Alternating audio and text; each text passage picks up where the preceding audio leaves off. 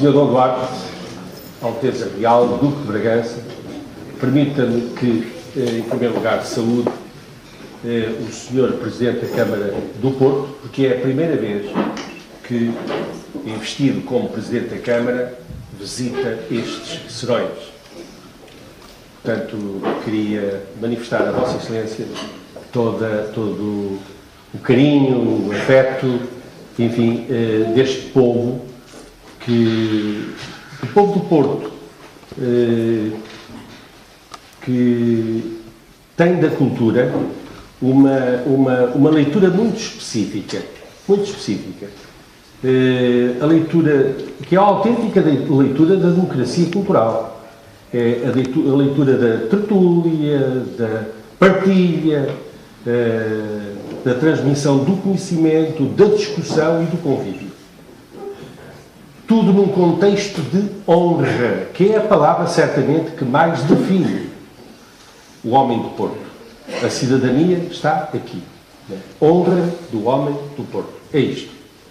Muito obrigado por estar aqui connosco e por apadrinhar estes serões bem expressos na leitura que fez dos mesmos. Sr. Dom Duarte, estes serões da Bonjóia são a recriação de uma cultura do Porto.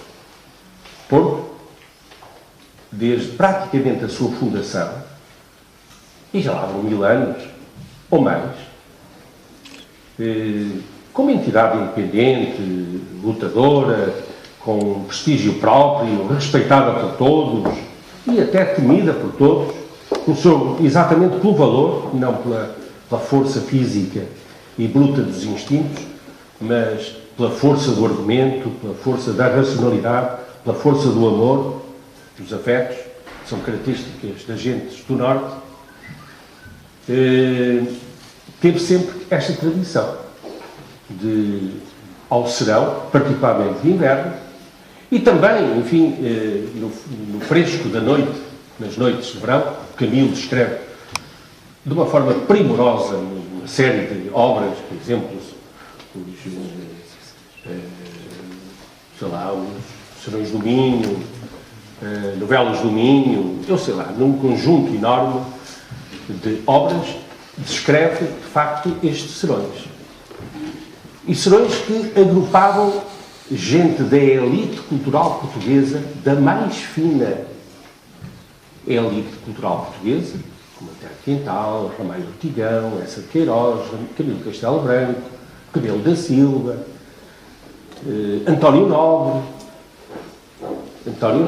Teixeira de Pascoais, mais modernamente, não é verdade? E é curioso que o nosso António Nobre, muito jovem ainda, com o Raul Brandão e um pouco mais velho, o Rebelo da Silva, constituíam uma tertúlia de 3 pessoas, 3 rapazes, um pouco mais velho que os outros, iam para as Palmeiras da Foz, olhavam para lá e chamavam um nome curiosíssimo, enfim, simbolicamente significava a nossa cultura chega a Deus, pela altura das Palmeiras, e aí desenvolviam tertúlias noturnas deste tipo. Mas o Porto foi sempre uma cidade com estas características. Há cerca de, exatamente, 10 anos e meio, sensivelmente, foi instituído aqui neste espaço, nos Serões da Bonjóia, isto a que chamamos os Serões da Bonjóia. Todas as quintas-feiras é isto.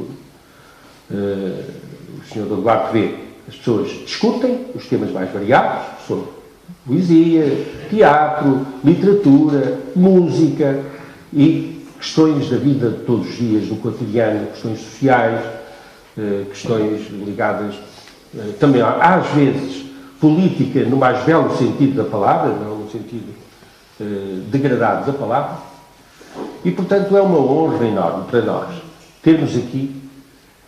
Eu gostaria que interpretassem como a dizer, um Portugal histórico, não no sentido do Portugal passado, não é isso. O Portugal histórico, o Portugal arquetípico, este Portugal que nós trazemos connosco, do berço, não só no plano biológico, hereditário, mas também no plano das aspirações, e o Portugal do futuro. E o Portugal do futuro, porque sem história, sem símbolos, e a Alteza Real é um símbolo, Temos diante de nós alguém que é trineto do nosso rei Dom Miguel. Bisneto de Dom Miguel, aliás. Trineto de Dom João VI. Trineto de Dom João VI. Estão a ver? Alguém que é trineto de Dom João VI. Exatamente. E quarto neto de Dom Pedro. E quarto neto de Dom Pedro. Segundo neto de Dom Pedro. De Dom Pedro IV. Exatamente.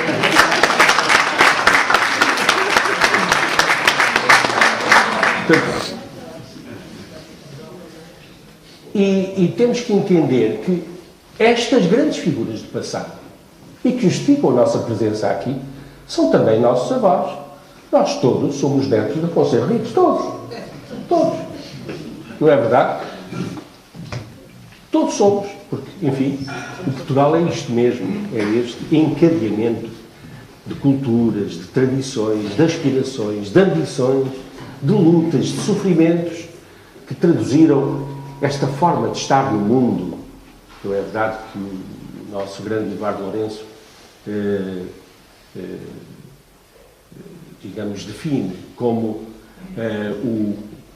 o transfundo da solidariedade, da miscelanização, não é verdade? Estar com o outro, no plano existencial, é o que significa, de facto, estar com o outro. Nós não conseguimos estar sem o outro. Estar com o outro. É isto, o ser português. E, de facto, simbolicamente, aqui temos, realmente, aquilo que somos. Sr. Eduardo, aqui tem o povo do Porto, aqui tem o Sr. Presidente, e tenho a certeza absoluta que tem consigo a alma do Porto.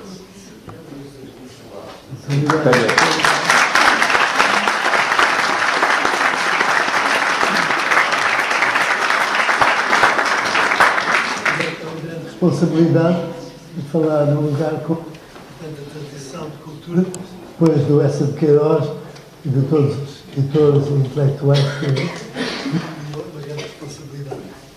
Mas é também uma grande satisfação e muito em particular por ter a alegria de ver o meu bom amigo agora como símbolo da cidade do Porto e realmente também porque, na minha opinião, a eleição do Dr. Rui Moreira simboliza, de algum modo, o triunfo do espírito de bom senso, do espírito prático, do espírito realista, sobre o espírito, digamos, da ambição política, da carreira política. Obviamente, sem desprestígio para com os outros candidatos, entre os quais também tenho bons amigos.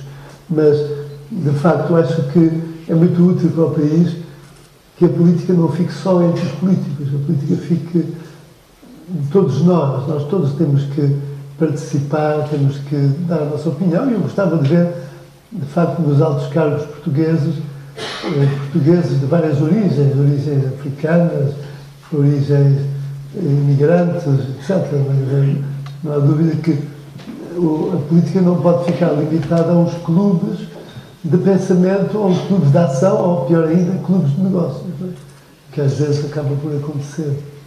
Mas sobre o que é que vamos tratar? Bom, a cultura portuguesa espalhada no mundo, de facto, eu realmente tenho tido ocasião nos últimos, enfim, desde os meus 20 e tal anos, de conhecer e encontrar as comunidades de lusodescendentes espalhadas no mundo, mas também aquelas comunidades que têm connosco uma raiz cultural comum ou que conviveram e com os nossos antepassados. E do Porto, de Lisboa, de Viana, de todo o país, saíram milhares de portugueses que foram espalhados pela Ásia, pelas Américas, e que talvez não tivessem tido a força e a militar que outras potências mais tarde tiveram, talvez não tivessem organizado os territórios ultramarinos com tanto desenvolvimento económico como terão feito os ingleses ou os franceses, mas deixaram uma coisa que de facto nem ingleses, nem franceses, nem holandeses deixaram. Foi uma série de ligação de afetos muito forte. E hoje, por exemplo, ainda há pouco tempo estive em Angola e com pessoas que combateram, eu não sei, acho que é qualquer coisa aqui, combateram contra as Forças Armadas Portuguesas, mas que têm maior estima e maior simpatia por Portugal. E mesmo em 1970, 71, dei uma volta a Angola com uma equipe de televisão suíça e fomos visitar até um acampamento, um movimento de guerrilha, fomos visitar a prisão política que existia no sul de Angola, ainda existe, aliás, e muitas vezes as pessoas, membros dos movimentos de independência, disseram-me, por exemplo, naquela prisão que fica no sul de Angola, disseram: o senhor, como descendente dos reis de Portugal, não tem direito de lutar contra nós, porque os nossos antepassados foram sempre amigos e fiéis à coroa portuguesa, e foi só com o começo das políticas colonialistas da Primeira República e da Segunda República que finalmente nós acabámos por nos revoltar. E de facto foi uma das coisas que eu notei muito no antigo ultramar, que era toda a gente tinha uma nostalgia da época antes de 1910, onde a administração portuguesa era constituída pelos angolanos, pelos moçambicanos, pelos timorenses e não por funcionários públicos que vinham de cá. Que alguns desses funcionários eram muito bons e foram estimados, outros eram pessoas sem informação, sem educação, enfim, havia de tudo. Não é? E tanto assim que, por exemplo, em Timor, em 1912, houve uma grande revolta de toda a população, os neurais timorenses, e cercaram o governo timorense, o governo da administração portuguesa de Timor ficou cercado em Dili durante quase um ano. E o movimento de rebelião, comandado pelo neurai Dom Boaventura de Manufai, restaurou a monarquia em Timor. Tornaram a pôr a bandeira azul e branca, devolveram os bens à igreja, que tinham sido confiscados, e criaram e chamaram o rei Dom Manuel II, que estava exilado em Londres, mandaram-lhe um telegrama para ele vir para Timor, o que ele, infelizmente, nunca fez. E passa-se uns largos meses e chega um navio de guerra, comandado por um senhor que mais tarde foi conhecido como o famoso democrata, que era o general, na altura, capitão, ou major Gomes da Costa, que, como todos sabemos, derrubou a Primeira República em 1926. E ele chegou lá e disse: eu não posso combater contra o povo timorense, que é um povo patriota, que está com bandeiras portuguesas por todo lado. Então negociou um acordo mais ou menos de paz. O Dom Boaventura foi para Moçambique, onde foi funcionário na administração portuguesa, e, enfim, mas ficaram com o direito de usar a bandeira azul e branca junto com a bandeira verde-vermelha nas cerimónias oficiais. Hoje a Igreja recebeu de volta os seus direitos e os chefes tradicionais também receberam de volta os seus direitos.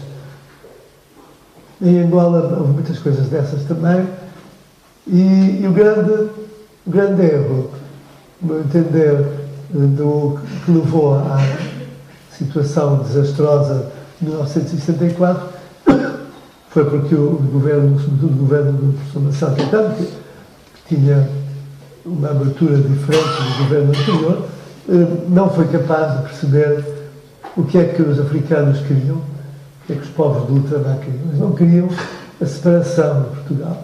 Eles queriam era igualdade de direitos, mais participação na vida política, um avanço no caminho da democracia, o respeito, etc.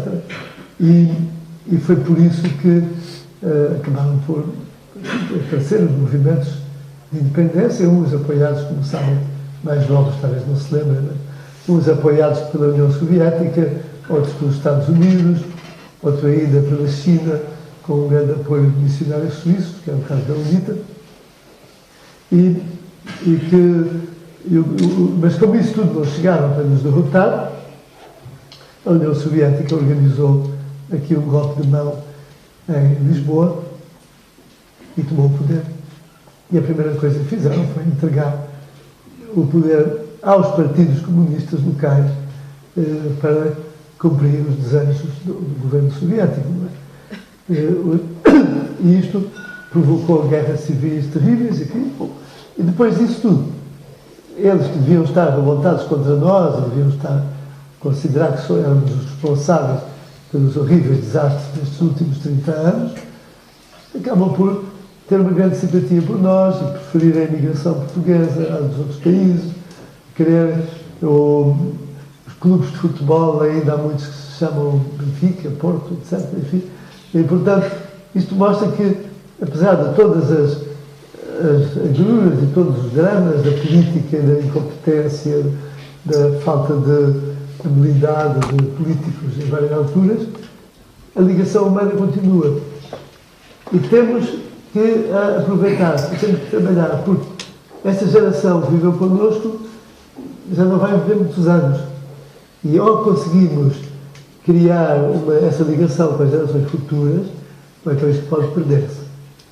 Como, aliás, a própria língua portuguesa em Moçambique, na Guiné e noutros sítios tem risco também de perder por falta de livros, falta de professores. Creio que é um dos desígnios portugueses que deviam ser mais trabalhados nesta altura. E creio também, seguindo a opinião do Primeiro-Ministro Senador Guzmão, do Presidente da República de Cabo Verde, da Presidente da República do Brasil, etc., a CPLP podia caminhar para uma união de países lusófonos. Assim como os ingleses pertencem à União Europeia, mas pertencem à Commonwealth. E há muitos Estados, muitos países independentes que têm como chefe de Estado a mesma rainha, que é a rainha do Reino Unido. Portanto, isso não impede a Inglaterra de ser membro da União Europeia. Se nós fôssemos membros de uma união lusófona, por esse nome, podia ser outra coisa qualquer, de facto, teríamos mais capacidade negocial com a União Europeia, teríamos uma alternativa quando a União Europeia se porta mal connosco e mantínhamos a nossa vocação universalista de sermos, de algum modo, enfim, uma visão moderna do sonho do Quinto Império, que foi o sonho, enfim, a partir do Reino de Diniz, a partir de até muitas gerações de portugueses que acreditavam que a missão de Portugal era, de algum modo, de criar um império espiritual. Não era um império político que eles sonhavam, era um império espiritual. Por isso é que as naus portuguesas, durante muito tempo, a bandeira que levavam era a bandeira da Ordem de Cristo e não era a bandeira real. E mesmo depois, já de usarem a bandeira real, continuavam a usar a cruz da Ordem de Cristo nas velas dos navios. Por isso, de facto, esta ideia do Império do Espírito Santo, que foi o motor secreto das nossas descobertas durante séculos, pode hoje ter uma versão atualizada, enfim, mas que poderia ser, de facto, o motor da nossa política internacional, dos países que estiveram ligados connosco. Toda a gente, por exemplo, deveria ver um filme tailandês muito bom, chamado The Kingmaker, Fazedor de Reis, que conta a história de um português que salvou a independência da Tailândia, comandando um grupo de militares portugueses ao serviço do rei da Tailândia, do Sião, o rei do Sião, e mostrando como fomos nós que salvámos a independência do reino do Sião. E os siameses tailandeses hoje dão tanta importância a este facto que houve durante o ano de 2013 grandes celebrações nacionais dos 500 anos da nossa relação com Portugal. Não celebram nenhum país europeu dessa maneira. Os japoneses, há terras do Japão onde se celebra a presença portuguesa. De resto, os japoneses acham que os estrangeiros, particularmente os europeus, são assim gente primitiva, numa cultura ou sem cultura, enfim, sem maneiras. Os únicos gaidjins, os únicos europeus que eles consideram ainda dignos de consideração somos nós, não é?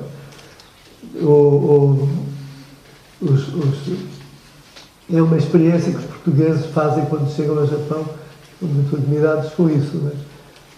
Por aí fora, há uma série de países e povos, há um ou outro país onde não gosta muito de nós, mas isso, o Oman, assim, em geral, mesmo na Índia, se há gente que vem com esta ideia de que é preciso mostrar o espírito anticolonialista e ser um bocado anti-português, a maioria dos indianos apreciam a nossa presença histórica lá e outra coisa, quer dizer, há uma quantidade de percentagem muito elevada de membros da administração pública, até ministros e pessoas com cargos importantes na administração da União Indiana, que são de goeses e que estão muito orgulhosos da sua ligação cultural com Portugal. Os goeses, aliás, nenhum goês assim de casta superior aceita a ideia de que tem ascendência portuguesa, porque então passavam a ser considerados mestiços e isso não é muito bem visto na Índia. Mas são muito, muito orgulhosos da sua herança cultural e espiritual portuguesa. E por aí fora, na América do Sul, claro, toda a gente conhece o Brasil, mas também há isso, encontra-se esse mesmo sentimento no Uruguai, na Argentina, noutros países, na Venezuela. Então há nova imigração portuguesa, que tem também dado sempre grandes testemunhos de Portugalidade dos países onde há grandes comunidades portuguesas, como eu tenho visitado as comunidades na Venezuela, nos Estados Unidos, no Canadá, por aí fora. E há muito mais patriotismo ainda do que cá. O português da imigração sente muito mais intensidade o seu patriotismo do que a maioria de nós que estamos cá, que achamos um dado adquirido, não ligamos tanto. Aliás, quem não ouviu o filme de Gaiola Dourada, recomendo que vejam, porque é de facto extremamente bem feito e muito interessante a representação da nossa presença em França. Por outro lado, modernamente também há muitos portugueses que estão a marcar posições em cargos de grande importância em instituições internacionais, em instituições norte-americanas, inglesas, empresários de sucesso e que estão a ser chamados pelo nosso Ministério dos Negócios Estrangeiros para cooperar com a administração pública portuguesa na promoção de Portugal. Aí, de facto, há um trabalho que está a ser feito e que é útil, que é, de facto, chamar os portugueses ilustres e importantes dos países de imigração recente e chamá-los para coordenar a sua ação a favor de Portugal. Mas há muito mais coisa ainda que poderia ser feita, de facto. E em relação... e não nos podemos esquecer de um país... Bem, há a CPLP, que, segundo muitos destes chefes de Estado, devia evoluir, portanto, para uma União Lusófona, mas também há países e regiões que querem juntar-se à comunidade dos países de língua portuguesa. E alguns foram um pouco maltratados pelos nossos governantes, como nomeadamente a Guiné Equatorial, se queria juntar, todos os países da CPLP eram a favor, com exceção do Presidente da República de Portugal, que opôs-se à entrada da Guiné Equatorial, para não ofender os espanhóis. Há regiões, claro, como Macau, enfim, onde a China tem trabalhado bastante nesse sentido. Goa é um pouco mais difícil a situação, porque o governo indiano tem sempre um bocado de certos ciúmes da presença portuguesa.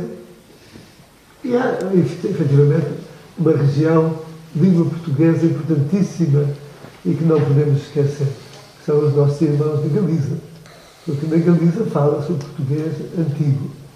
Curiosamente, uma senhora bastante idosa de Santiago de Compostela, mãe do deputado do Parlamento Europeu, dizia-me outro dia: eu gosto imenso de ir a Portugal, porque é o único lugar onde toda a gente fala galego. Mesmo na Galiza, muitos não falam. E em Madrid, então, ninguém fala. De modo que é o sentimento dos galegos, é que, de facto, nós somos realmente o país irmão, o povo irmão. Não é? E Espanha não é o país irmão. Espanha é o país irmão de Portugal, era Castela. E Espanha, sendo filho de Castela, devia ser o país sobrinho de Portugal, não o país irmão. Eles não gostam muito de se dizer isso. Mas é uma graça. Eu tenho feito lá às vezes. Só na Galiza é que se pode dizer isso. No resto de Espanha não está. Mas, portanto, eu acho que é muito importante cultivarmos as relações culturais com a Galiza e chamá-lo sempre cá quando há acontecimentos, enfim. Nunca os esquecer. E assim como outros povos e povoações espalhadas pelo mundo que se sentem muito ligadas a nós. Então, se conhecemos, enfim, a aldeia portuguesa de Malaca, mas imensos portugueses que vão àquela região e depois não vão visitar a aldeia portuguesa de Malaca, eles gostam muito de receber visitas. Também conheço muita gente que vai à Índia e não vai a Goa, para não falar de Damão e de Dio, onde em Dio, para minha grande surpresa, disseram, mas ficou o comandante da polícia, que metade da população tem nacionalidade portuguesa e passaportes portugueses, etc. E há realmente comunidades na Indonésia, perdidas no meio da Indonésia, há comunidades, ou até na Somália, dizem que há uma aldeia que se considera portuguesa. Há ligações históricas com a Etiópia, os etíopes, todos sabem que se mantiveram independentes e cristãos foi graças à ajuda, se não me engano, foi o filho de Afonso de Albuquerque, que foi lá com 300 militares portugueses, e mais, enfim, metade dos quais eram ingleses, e que salvou a independência da Etiópia do Império Otomano. E eles mantêm uma grande gratidão histórica para connosco por causa disso. No entanto, não há nenhuma ligação hoje em dia eficaz, económica, ou mesmo cultural com a Etiópia. Nem sei se temos embaixada lá. Hoje, enfim, na Tailândia, como já disse, mas na Tailândia, curiosamente, há também 7 paróquias que se chamam portugueses. São totalmente tailandeses. Esses sim são descendentes dos militares que estiveram a serviço do rei do Sião. São católicos, têm 7 igrejas e chamam-se portugueses. E têm certas profissões preferenciais, como militares, funcionários públicos, ou os músicos, entre os músicos da corte do rei, vários são desses descendentes portugueses, outras profissões que eles não fazem. Muito interessante. Há, de facto, aqui muito a trabalhar. Há bons filmes que foram feitos na RTP. Diz aqui, aliás, um senhor que fez um filme muito bom, que temos a andar connosco. Há trabalhos bem feitos, enfim, isso há. Mas creio que ainda não entrou suficientemente na cultura das elites políticas, esse tipo de problema. E para terminar, queria lembrar aquilo que disse o primeiro-ministro de Singapura, quando se queixaram de que o país estava a gastar muito dinheiro com a educação. E ele disse: tem razão, realmente é intocável, mas façam as contas aos custos da ignorância. E, de facto, eu acho que é o nosso principal problema hoje em Portugal, é os custos da ignorância dos políticos, em parte, né? Muitas pessoas que tomam decisões. Por exemplo, quando acabaram com o feriado do dia 1 de dezembro, ainda vieram com esse argumento de que era um feriado monárquico e, portanto, acabaram com o 5 de outubro e com o 1 de dezembro. Ora, isso é um bocado disparatado, porque o 1 de dezembro foi... O primeiro feriado dos 110 foi o 1 de dezembro, antes do 5 de outubro. 5 de outubro foi muito mais tarde. Eu acho que devia-se restaurar o 1 de dezembro, porque sem o 1 de dezembro os outros feriados políticos não existiam. Teríamos talvez o dia da autonomia regional de Portugal. E portanto, o dia de Portugal é que devia ser o dia 1 de dezembro. O dia 10 de junho é uma data assim um bocado arbitrária. Foi escolhido, aliás, durante a Segunda República. Já, portanto, creio que foi já no tempo do Dr. Salazar que escolheram o 10 de junho. Podia ser o dia da lusofonia, da Portugalidade, das comunidades, até porque é um dia que é muito festejado no domingo, normalmente a seguir, em todas as comunidades portuguesas do mundo. Mas o dia de Portugal devia ser o dia 1 de dezembro. O 5 de outubro podia-se manter, mas devia ter um duplo significado. O dia da Revolução de 1910, que foi feita por pessoas com idealismo, embora tivesse acabado por correr muito mal, mas também o dia da Independência Nacional, porque foi o dia em que, no Tratado de Zamora, que Leão e a Santa Sé reconheceram a independência de Portugal. Normalmente os países, de facto, costumam celebrar o seu dia da independência. E é bonito ter uma independência que foi celebrada há quase 900 anos. Nem há poucos países da Europa que podem festejar uma data dessas. Sr. Duarte, eu suponho que interpreto o sentimento da maior parte das pessoas aqui, apenas só colocar-lhe uma questão que é um pouco delicada, mas enfim, que de alguma forma, de hoje, contrariamente ao costume, não há um espaço de diálogo, que o tema de facto que a pessoa em causa não, enfim, limita um pouco. Não passa nada, podem fazer perguntas. Com certeza, então nós estamos absolutamente disponíveis para isso. Bom, a questão é esta. Vamos lá ver. Nós, ao olharmos para a nossa família, nós temos um vínculo fortíssimo aos nossos pais, aos nossos filhos, aos nossos avós, etc. E é neste caldo que se fomenta, desenvolve e fermenta o patriotismo. O patriotismo vem disto, vem da relação afetiva com as tradições, com o nosso passado, com a nossa história, não é verdade? E que vai como que construindo projetos para o futuro. Tal como somos católicos, a maior parte de nós, 80% ou 90%, não faço ideia, se perguntarem às pessoas, o que é? Eu sou católico. Mas de católico que tem o batismo, enfim, o casamento, há alguns, cada vez menos, e depois, na altura da morte, vai o seu padre acompanhar-nos até à morada eterna. E não há mais que isso. Há pouco mais os batizados, pouco mais.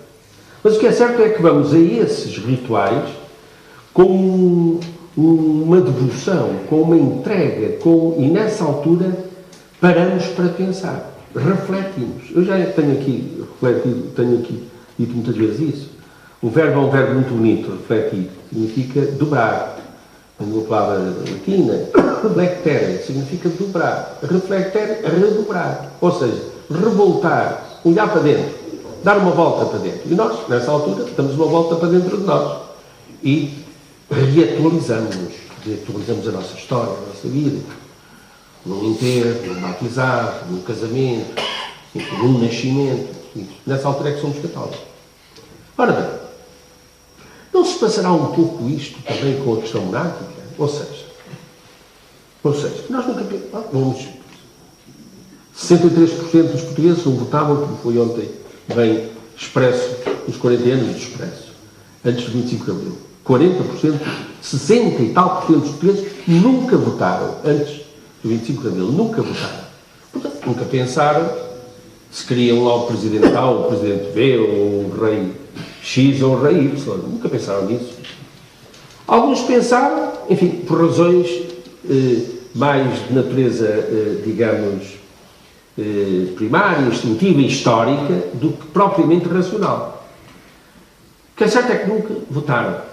Depois de 25 de Abril, nós continuamos a ter 40 e tal por cento, ou 40% de pessoas que não votam. Não votam, por aí simplesmente, em lado nenhum, nem nas autárquicas ainda votam, mas nas europeias então é que 60% não votam. E nunca questionamos isto. Será que, de facto, dentro de nós há assim um espírito tão vivo republicano? Ou isso é questionável?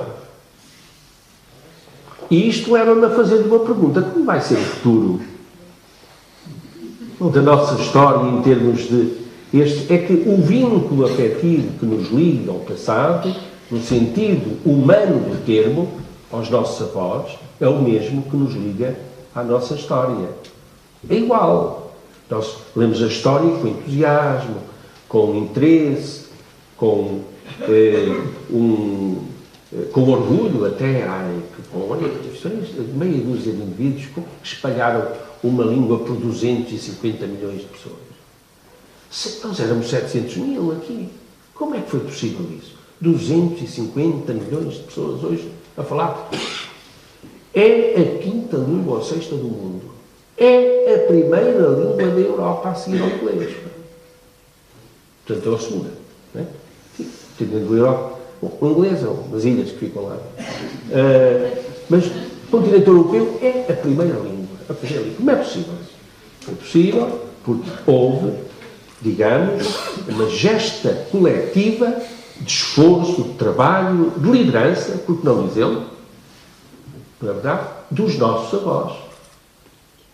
Reis e súditos. E eu pergunto, qual é o seu futuro? Os desgraçados dos estudantes que têm que estudar História hoje em dia no nível inicial, eu acho que a maior parte não percebem nada do que estão a estudar, porque a não ser que tenham a sorte de ter um professor muito bom, que consiga interessá-los e explicar o programa em si. Vejo os miúdos com quem eu falo, quer dizer, eles dizem, isso é muito interessante, mas isso não interessa porque não é o que sai no teste. E então, o aluno que pensa, que estuda, que se interessa, pode ter péssimas notas. O aluno que não percebe nada, mas que decora tudo como um papagaio ao mestrado, pode ter ótimas notas, não é? Porque o que o ensino oficial não quer é ensinar a pensar, a raciocinar. Só quer que se absorvam e decorem conceitos que não percebem. Isto tanto na história, como em parte no português, como em muito também nas ciências, e que realmente, eu acho que era o primeiro ponto que tinha que ser mudado, realmente. A colaboração com os professores, com os especialistas. De facto, mudar o programa escolar a sério, com coragem. Dizia alguém com muita graça que a educação é o único negócio onde ninguém se interessa pela opinião dos clientes. Então, os clientes estão ali, são assim o gado, não é? Que é metido lá para dentro e tem que ser tosquiado. Não, são os estudantes, coitados. Na universidade, enfim, já é outra coisa. Mesmo assim, queixam-se os professores universitários que os alunos chegam à universidade sem noção e sem saber raciocinar, sobretudo. E depois chegam a ministros e é o mesmo problema.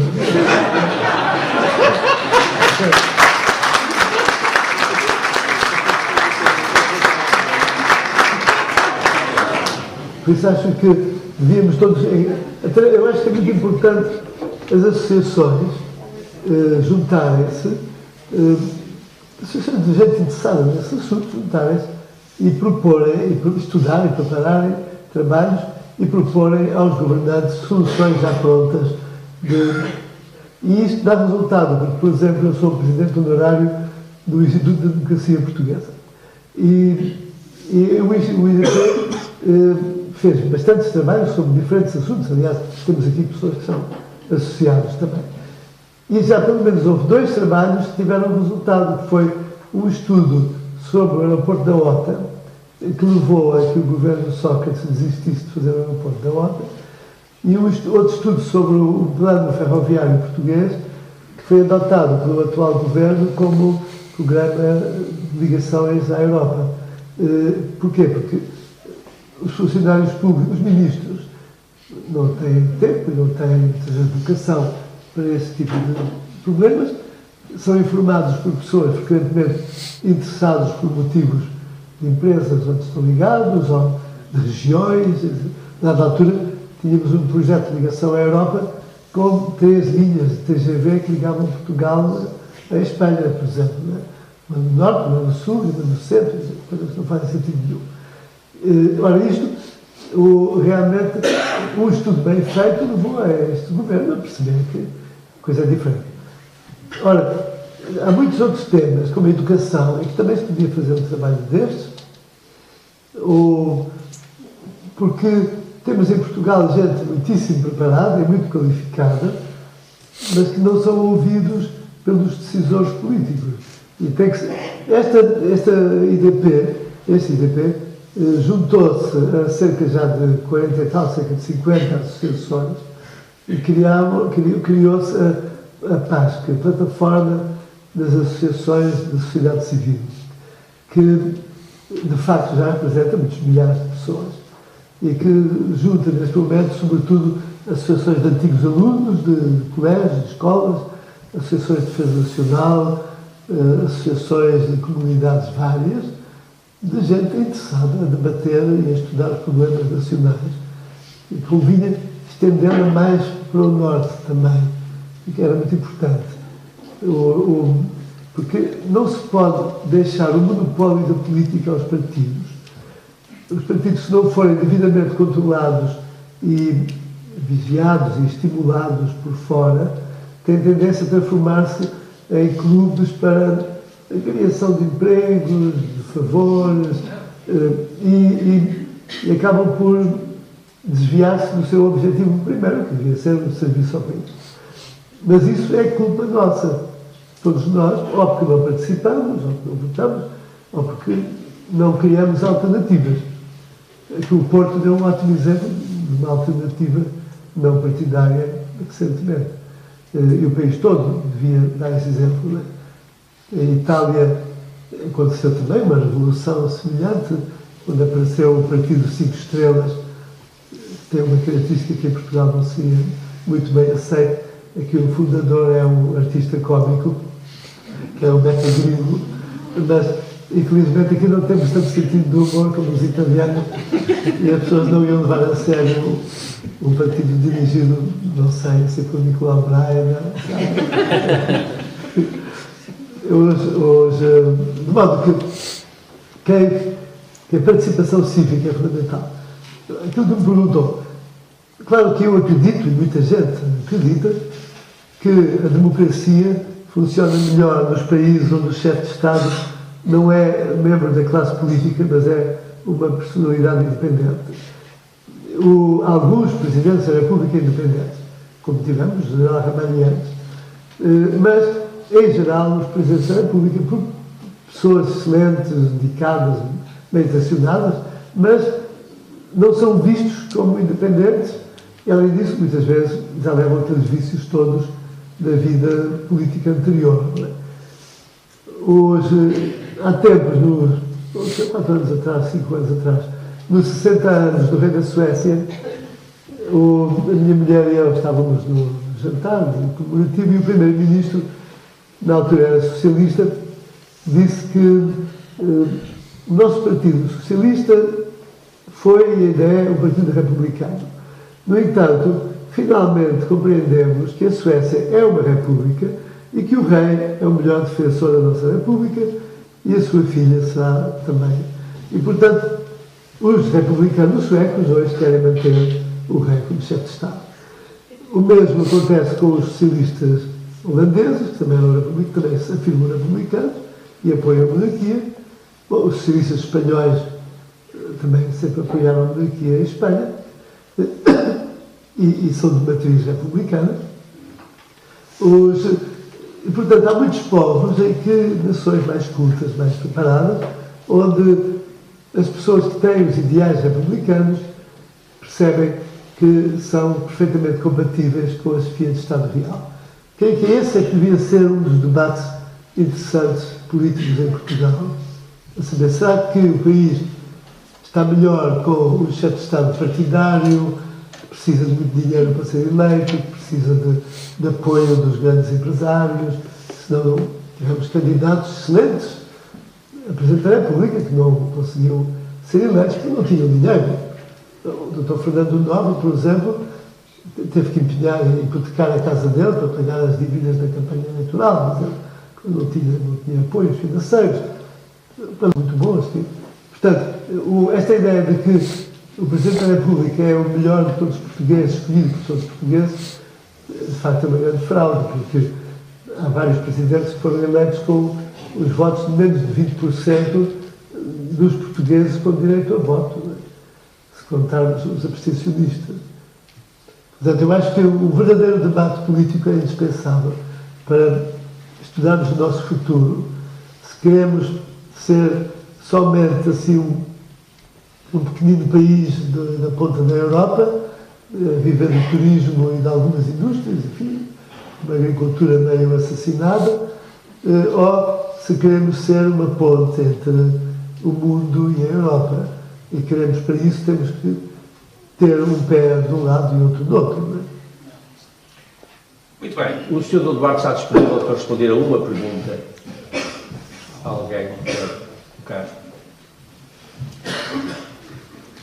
Sr. Dr. Duarte, eu acho que... Ninguém. Sr. Dr. Duarte. Talvez... Não vi. Ai, perdão. Tenha à vontade, por favor.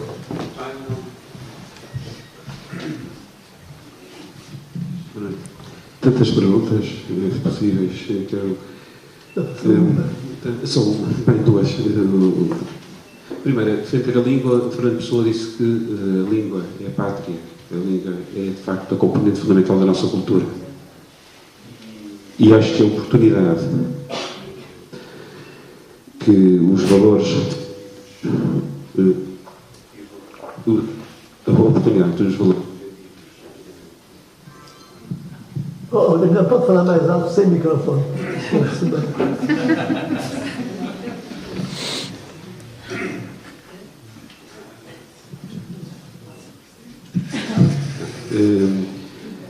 Queria que se pronunciasse. Eu penso que há uma oportunidade quanto à língua portuguesa e nós estamos confrontados, neste momento, com o acordo ortográfico. Eu penso que, se calhar, não precisamos de uma sondagem, de um referendo, para adivinhar que todos os intelectuais, todas as pessoas ligadas às letras, se pronunciam com grandes dúvidas e não utilizam. E o povo não foi ouvido. Queria que o Sr. Dr. Duarte se pronunciasse sobre isto, porque isto tem muito a ver com a lusofonia, e penso que é uma causa onde a cultura portuguesa, através da sua expressão máxima, que é a língua, tem que estar conforme ao sentir do país, da pátria-mãe. Eu gostava de saber que a circunstância de Portugal, de facto, celebrou, assinou este acordo ortográfico, mas outros países não o fizeram. Por exemplo, não parece que algum país com monarquias constitucionais o tivesse admitido. Pensei, por exemplo, na Espanha. Em Espanha, alguma vez a Espanha se permitiria assinar um acordo ortográfico e definir a sua língua-mãe por regras que não fossem as regras que eles entendem que são as regras que constam do castelhano. Assim como a Inglaterra. Aliás, é uma história interessante. Os americanos, acho que se viraram para os ingleses há uns anos e perguntaram aos ingleses como é que eles diziam elevador. É que nós aqui nos Estados Unidos é elevator. E vocês ingleses aí nessa velha Europa? E os ingleses responderam de uma forma bastante sintética. Disseram-lhes que nós dizemos elevador como sempre dissemos, lift.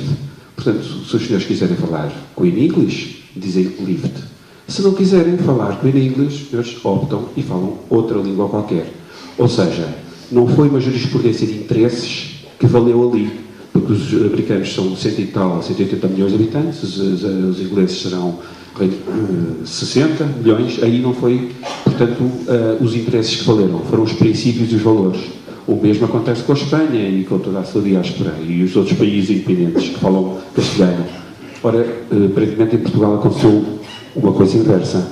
Portugal seguiu o critério e não dos interesses, pela circunstância do Brasil, naturalmente ser um país que tem 150, 160 milhões de habitantes E nós que não somos um país pequeno, há quem diga que somos um país pequeno, nós não somos um país pequeno. Portugal é o dobro também da Bélgica e da Holanda. Isto é a primeira questão que eu gostava que o Sr. Dr. Duarte fizesse então o favor de se pronunciar e de refletir e de nos ajudar a compreender isto. E a segunda era também, já agora gostava de saber, há muitos que falam agora no novo conceito ética republicana. Eu gostava que o Sr. Dr. Duarte nos ajudasse a perceber se existe se a ética pode ser adjetivada ou se não é um valor universal, porque se precisa de adjetivos, ética monárquica ou ética republicana, gostava que se pronunciasse sobre isso. A justiça é um valor territorialmente definido, mas a ética não. Isto não faz uma conferência sobre o Agora, não, muito bem. Eu há tempos estava a telefonar para um primo meu do Brasil e atendo um dos filhos. E eu ouço o miúdo a chamar o pai, dizendo: pai, está aí um cara falando muito enrolado.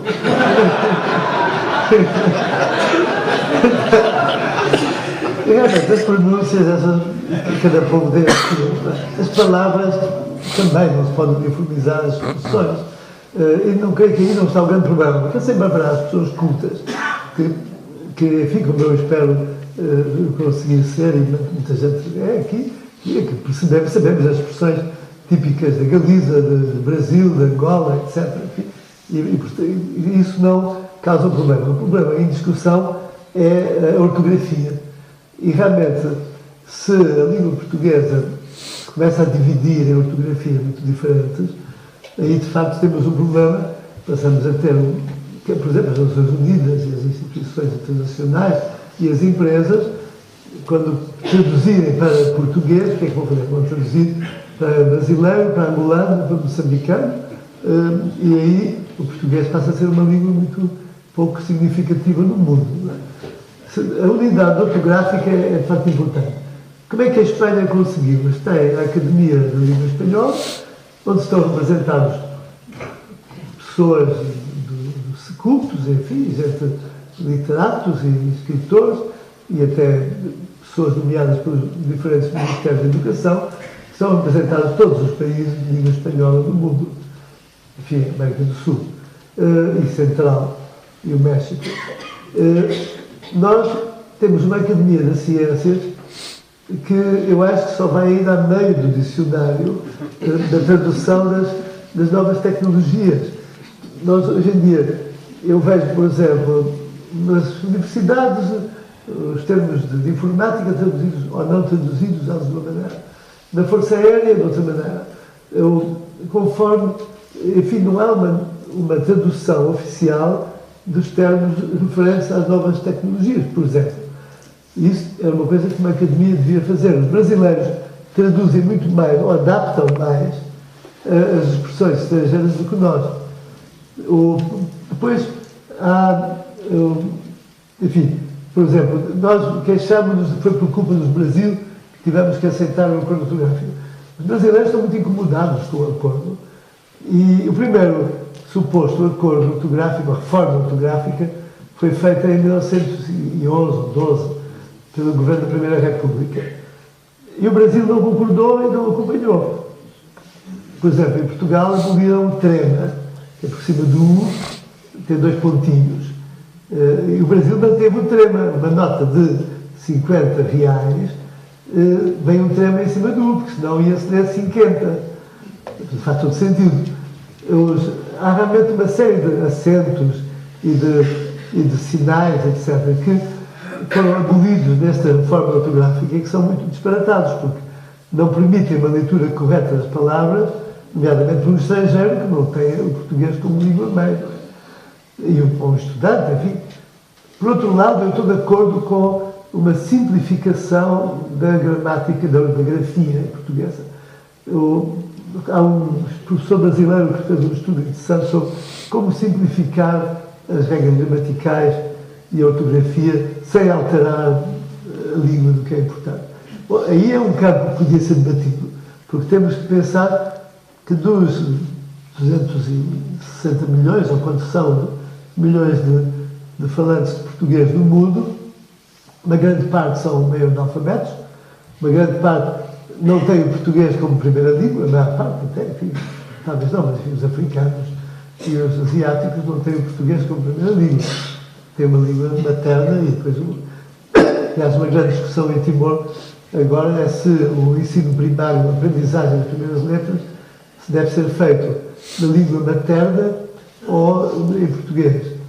E o problema é que em Timor há 5 línguas maternas locais, num país com 1 milhão de habitantes, o que não é assim muito viável.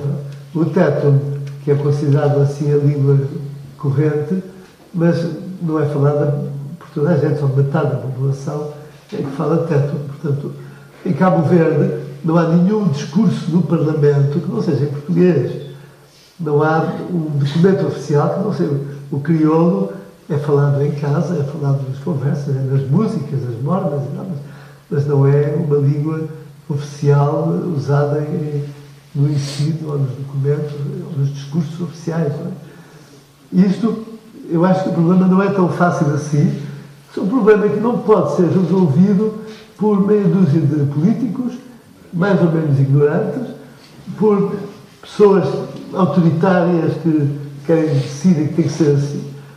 Como é que era antes de 1910? Não havia uma grafia oficial. O que se dizia que tinha que se escrever conforme o uso dos professores da Universidade de Coimbra. E essa era a norma que se aplicava em Portugal e no Brasil também, por aí fora. E os brasileiros escrevem o português e dizem e usam o português mais clássico do que em Portugal. Muitas expressões no Brasil ficaram completamente em desuso em Portugal. Isto das pessoas medianamente cultas. Claro que os jornais populares escrevem de uma maneira horrorosa. Eu, às vezes, tenho que ler 3 vezes para perceber o que é que querem dizer. Mas isso, enfim, não é preciso. Aqui também acontece às vezes um bocado isso. Mas, por outro lado, portanto, eu acho que o assunto não deve estar encerrado. Este acordo, na minha opinião pessoal, devia de facto ser rejeitado, mas devia haver uma alternativa viável. Não devia só dizer não quero que fique tudo na mesma. Isso também não é assim muito aceitável hoje em dia.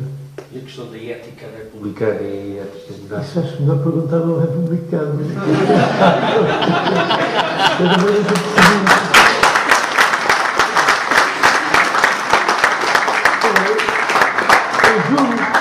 Eu julgo que percebi, em certa medida. Perguntei a alguns amigos republicanos, o Dr. João Soares e outros. A ideia, basicamente, é a democracia, que os valores democráticos têm que ser respeitados. Só que a ética republicana, hoje na Europa, é geralmente melhor respeitada nas monarquias que nas repúblicas. E, portanto, eu acho que a expressão é um bocado abusiva. Foram os franceses que inventaram isso.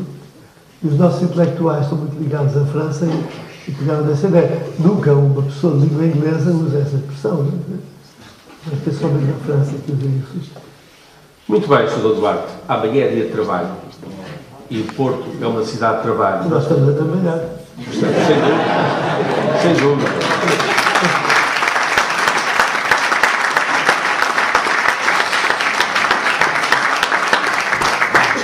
E estamos seguramente no mais fecundo trabalho, que é este.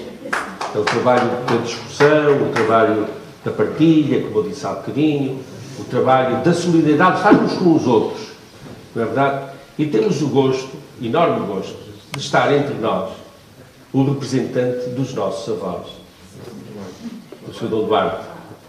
E, para terminar, queria agradecer ao Sr. Presidente da Câmara a gentileza que teve, mais uma vez, estar aqui connosco e agradecer muito particularmente, em nome da massa popular que cultiva no norte do país, como o nosso Camilo diz. Aliás, o nosso Camilo tem um livrinho que fala de um dos seus parentes, que aparece numa tertúlia, ali lá para os... como é que chamava aquela terra? Sabe, seguramente. Não.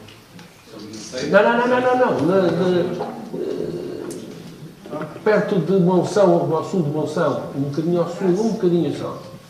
Parece o Dom Miguel, parece lá, Melgaço. Mas não, um bocadinho abaixo. Há um hospital psiquiátrico. Há lá um hospital psiquiátrico. Valença. É na Gelfa. Não. Uma vila ali ao lado, na autoestrada que vai para Valença, como é a última vila, antes de chegar a Valença, a última vila. Não, a última vila. Paredes de Cora. Aparece o nosso rei, que era um falso rei, não é? Um falso rei. E num serão lindíssimo, escrito. E era, enfim, um espaço de partilha como este, muito comum em Portugal. De maneira que aqueceu este serão, esta noite de inverno, Sr. Duarte, aqui, aqueceu os nossos corações e seguramente injetou novo ânimo na alma do Porto, na alma desta gente, para ajudar o país a sair deste buraco onde se meteu, que realmente meteu-se com culpa pessoal, não é só a Europa, nós também tivemos culpa, todos nós tivemos culpa, nós somos donos, nós tivemos culpa. Aqui no Porto demos um exemplo, sem dúvida. Oxalá que este exemplo agora sirva de estímulo a outros exemplos do país. Muito obrigado. Agradeço muito o convite e a vossa presença, todos, sobretudo enfim nestas horas, mas realmente é um costume muito nacional, quer dizer que as culpas são dos outros, não é? E isso nos pode consolar um pouco psiquicamente, pensar que não temos tanta culpa assim, não é um costume muito útil, porque não nos leva a tentar corrigir os erros que fizemos.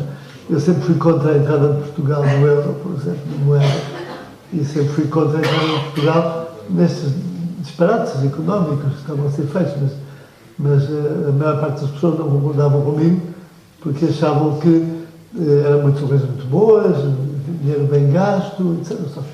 Bem gasto, mas não reprodutivo. E isso foi o grande erro, foi a ignorância e a falta de pensamento lógico. Já agora tinha que dizer isto, é interessante. Segundo vários estudiosos, a inteligência média em Portugal equivale à maior parte da Europa. Não há diferença maior. Mas há uma grande falha em muita gente, que é no raciocínio lógico. E isto não se nasce com ele. Aprende-se na família e aprende-se na escola. E o programa escolar não ensina a raciocinar e muitas vezes nas famílias também não. E então, o nosso comportamento coletivo sofre de gravíssimos defeitos devidos à falta de lógica. Nós queremos uma coisa, mas fazemos o contrário. Nós sabemos, teoricamente, que é perigoso gastar mais do que aquilo que se tem e, no entanto, fazemos-lo. Porque os bancos dizem-nos que sim, que a gente deve pedir dinheiro emprestado, porque os políticos dizem que é muito bom fazer a Expo, fazer a Ponte Vasta Gama e fazer a autoestrada por tudo quanto é sítio. Estão a fazer uma terceira autoestrada entre o Norte e o Sul, por exemplo, não é? A autoestrada. Bom, em resumo, nós, em vez de reagirmos contra as causas dos problemas, ficamos muito zangados com as consequências. Como o indivíduo que come demais, bebe demais, não faz desporto, e depois fica muito zangado com o médico porque dá uns remédios desagradáveis e diz que ele está muito mal, não é? Quer dizer, não pode ser, não é uma atitude que não é produtiva. Eu acho que os governantes, há algumas falhas graves, certamente, mas também não tem muita alternativa. Ou se corta nas despesas, ou se aumenta as receitas. O único caminho que o governo tem para aumentar as receitas é mais impostos. Mais impostos mata quem produz riqueza. As empresas, os agricultores, os industriais, todas as pessoas que produzem, o turismo e tudo aquilo é prejudicado com o aumento de impostos. Portanto, corta-se as despesas, mas vem o Tribunal Constitucional e diz que não se pode cortar. Como é que é? Isso não tem lógica nenhuma, é um absurdo completo. Não é? E realmente, e para cortar 80% das despesas do Estado português, porque quem entrou em falência foi o Estado português, não foram as empresas nem os bancos, não é? A não ser um banco de vigaristas que foram salvos por um primeiro-ministro igualmente vigarista.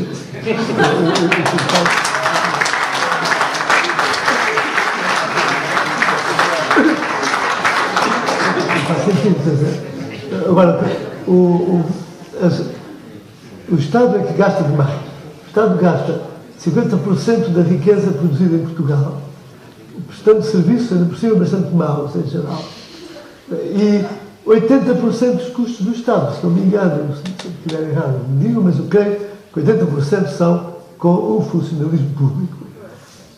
Tem gente fantástica no funcionalismo público, tem pessoas que prestam enormes serviços, mas, como todas as pessoas sabem, a começar pelos próprios funcionários, metade provavelmente não estão lá a fazer nada. Mas, se despedir dos funcionários a mais, é um drama para essas famílias e é o problema de ter que pagar as reformas. Não é? A única solução é, enquanto não estivermos com uma economia equilibrada, o Estado diminuir um pouco o custo do funcionalismo. Não vejo outro caminho. Não é? Se houver outro caminho, alguém que o diga, mas até agora ninguém apontou outra solução. Claro que o Estado devia dar um exemplo noutros aspectos. Por exemplo, na Hungria é proibido, por lei, é proibido que ninguém pode ganhar mais do que 5.000 euros por mês se trabalhar com algum dinheiro, se for pago com algum dinheiro que venha dos impostos. Seja bancos intervencionados, seja empresas apoiadas pelo Estado, ou funcionários públicos, Presidente da República, ninguém pode ganhar mais de 5.000 euros. Bom, foi um bom exemplo que deram. A Hungria está cheia de bons exemplos hoje que deveríamos estudar. Claro que depois o problema mais complicado de saber se o euro é uma moeda que serve para Portugal ou não. Isso são os economistas que têm que saber discutir isso, não é?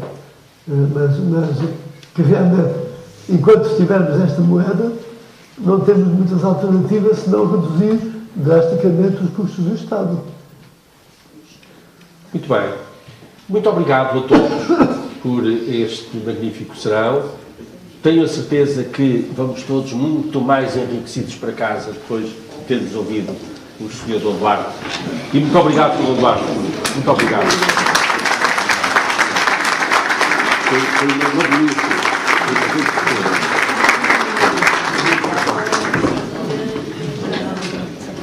Eu vou conseguir.